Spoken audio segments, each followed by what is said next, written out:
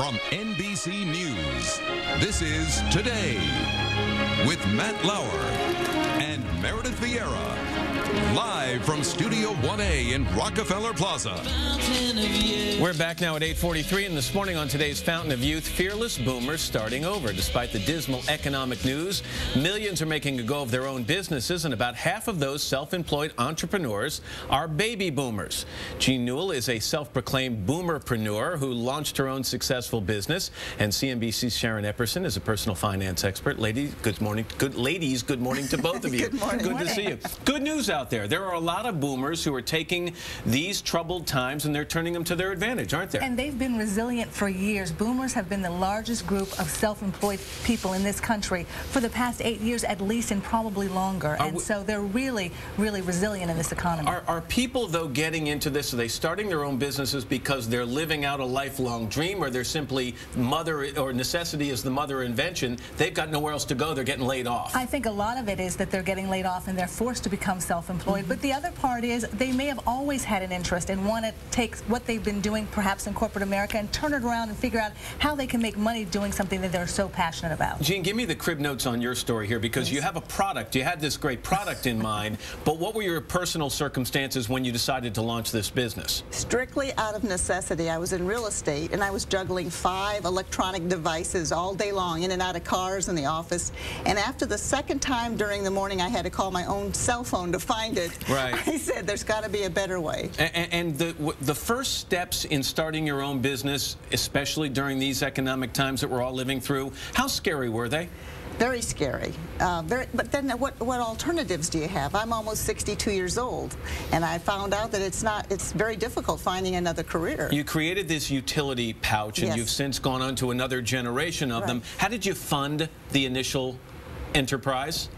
I went to the banks, but they wanted to know how long I'd been in business. I'd only been in business a couple months, and I looked at my watch, and they don't like to know if they say how long have you been in business looking at your watch. So I had to self-fund by going with a home equity loan. And was that a nerve-wracking thing for you? Yes, it was. Well, that's a key point, that you really want to look at your cash flow first. You want to look at how you're going to stay in business and how you're going to get that money. And as Jean and I have been talking about, you need to do it hopefully while you're still working in another business if you can. But a lot of people don't have that luxury. They get laid off. If you don't have that luxury, you really need to figure out how much money you're going to need up front. That's a key factor. But Sharon, you feel that as a group, the baby boomers and perhaps even the older baby boomers have the kind of tools, this kind of stuff has been drilled into them.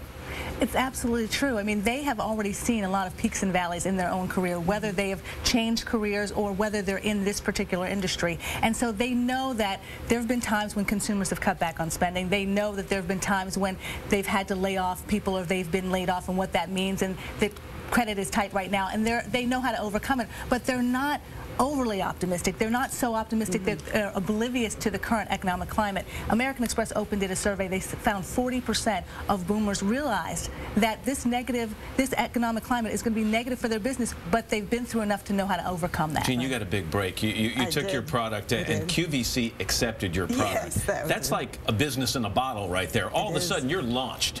And so how big a deal was that for you? It was a big deal. I flew back and forth to Philadelphia from Orlando 35 times in 18 months. And they sold over 100,000 of these in record time. So you're firmly entrenched now. You've got a viable business on your hands. So she's a success story. But let's not ignore the fact that for every Jean, there is a Joan or someone else or a Joe who tries to start a business and it simply doesn't make it.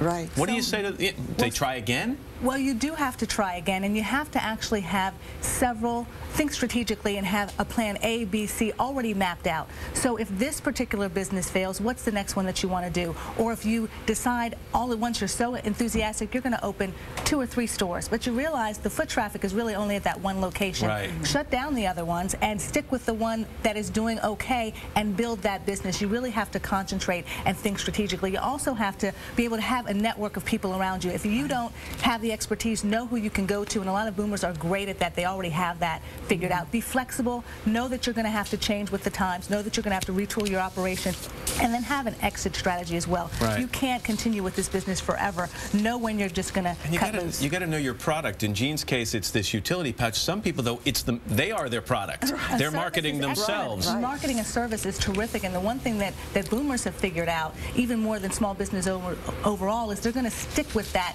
product or service in this very competitive environment. They're really going to have to stick to that thing that they know and really grow that. Where'd you go to college? Southern Illinois University. I can't even say it. Yeah, they must be proud of you, though. That's great. Congratulations on the business. Jean, thanks very much. Sharon, thank you as well.